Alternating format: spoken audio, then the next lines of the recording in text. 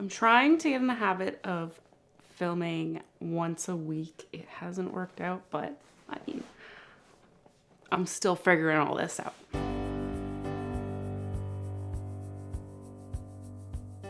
Hello, my name is Heidi, and in this video, I'm going to be talking about the book You Are Not Alone by Greer, Hendricks, and Sarah Pekkanen. So the book You Are Not Alone, I would say it's a mystery thriller book. I actually really enjoyed listening to the book. I listened to it as an audio book. The narrators were really well. At first, I didn't notice it was written by two authors, but you definitely get the sense that there are two different writing styles. The main character is named Shay Miller. It takes place in New York City, and she is at the subway and she witnesses a girl who jumps in front of a train, ending her life. I wasn't sure. I didn't know what to expect going into it. I knew it was a thriller. I was hoping it was like a horror thriller. Now, Shay is actually a data analyst.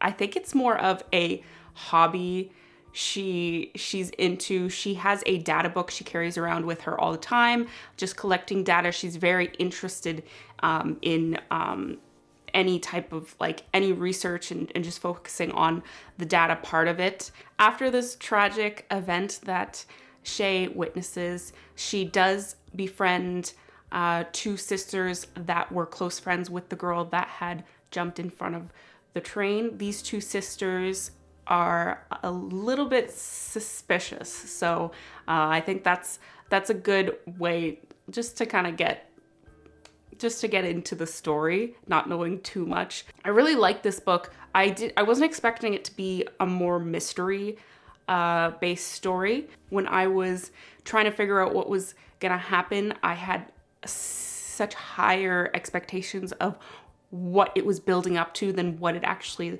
led off to be. So because I did really enjoy the story, but it ended in a way I was a little disappointed with. I did want to give it a 5-star rating, but I ended up giving a 4-star. I still really enjoyed it. Now, we didn't just get the perspective of Shay, we also got the perspective of the two sisters, which were named, what were their names? Cassandra and Jan. Those were the two sisters' names. There were so many names in this book.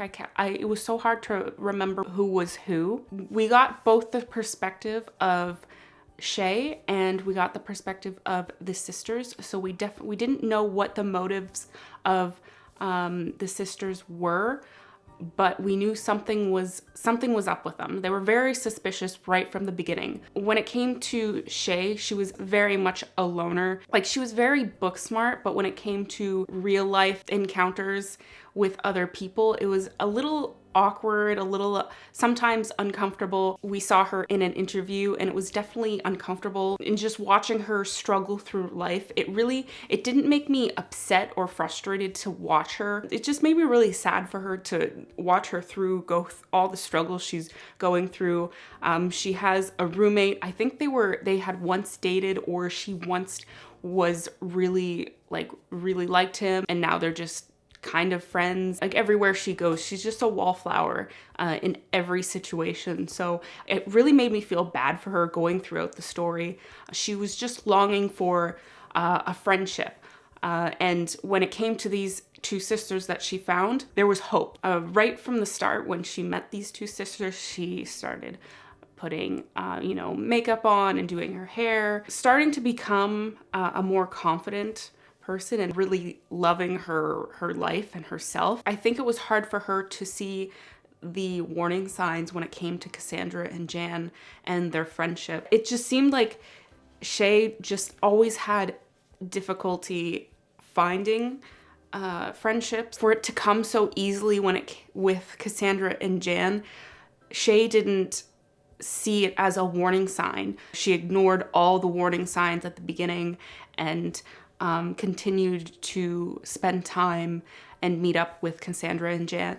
Now, we did see the perspective of both Shay and Cassandra and Jan, the two sisters, and every time we did see what was going on with the sisters, we got a lot of information, but not the specific details of what their motives are. So that was where the mystery kind of played in. We didn't know where the story was leading to, what their involvement was with the girl that had took her life, what the reasoning for that was. Were they behind that situation? Were they not? Did they just witness it? We didn't know how everything tied together. It seemed as though the sisters were forming a pack. I think there was about a few, maybe 7 or 10 girls in their, circle that they had. It seemed like Cassandra and Jan were forming a group and manipulating them to whatever it was that they were trying to accomplish. What are they going to do with Shay? Is Shay going to become a part of their group, or is Shay interfering with whatever their plans they have? Also, they kept saying the sisters, so it seemed, I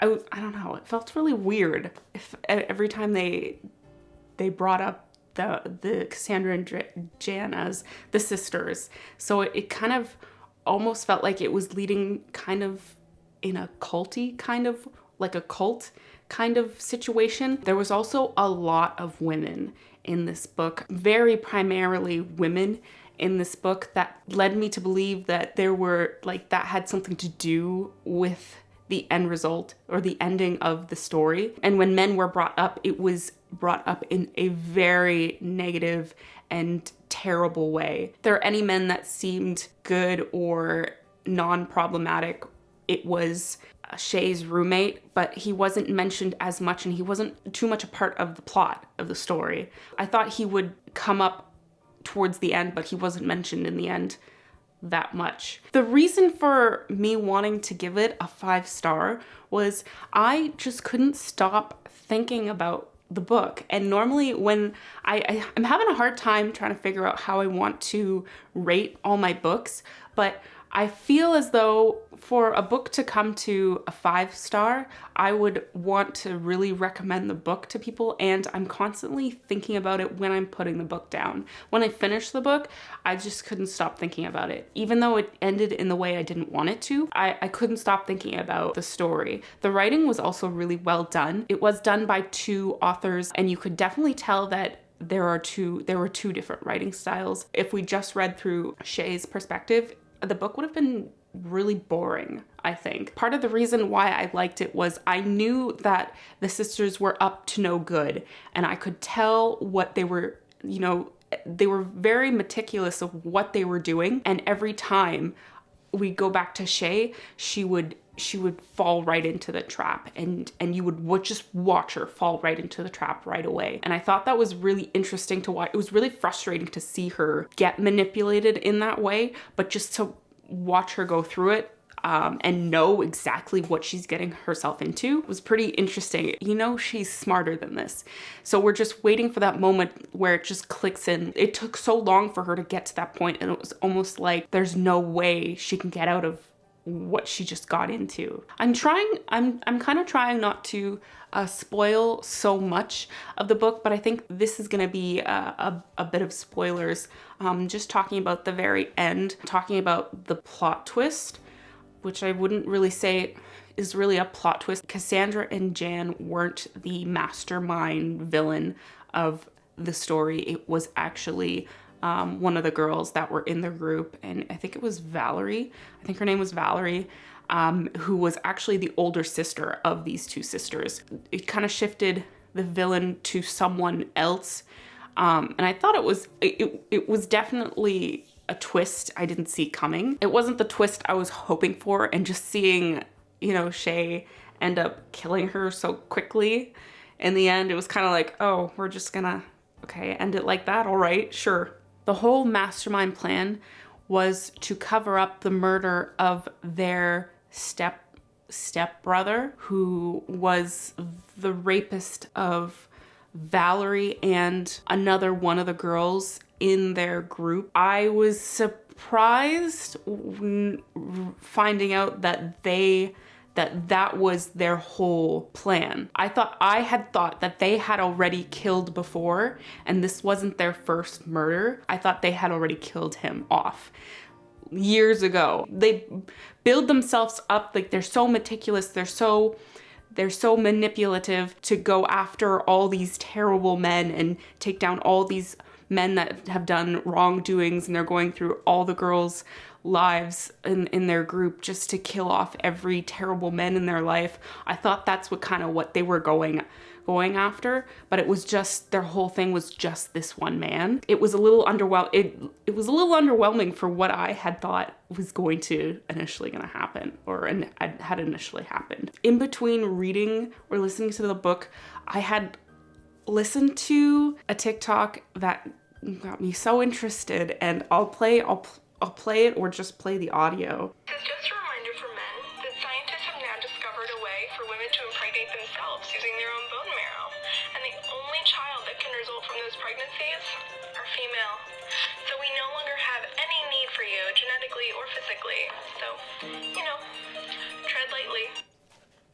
I don't know. I thought we'd go more into something. There was just so many options, I guess, that could have happened in the end result of the book, but I feel like the ending was okay, but it just opened up so much potential that what we got in the end was kind of Let me know if you liked this book or if you were very frustrated in reading it. I mean, I definitely was a little frustrated reading it, but it was still entertaining, so I liked it. So let me know what you thought, if you read it or if you want to read it. And thanks for watching. Bye.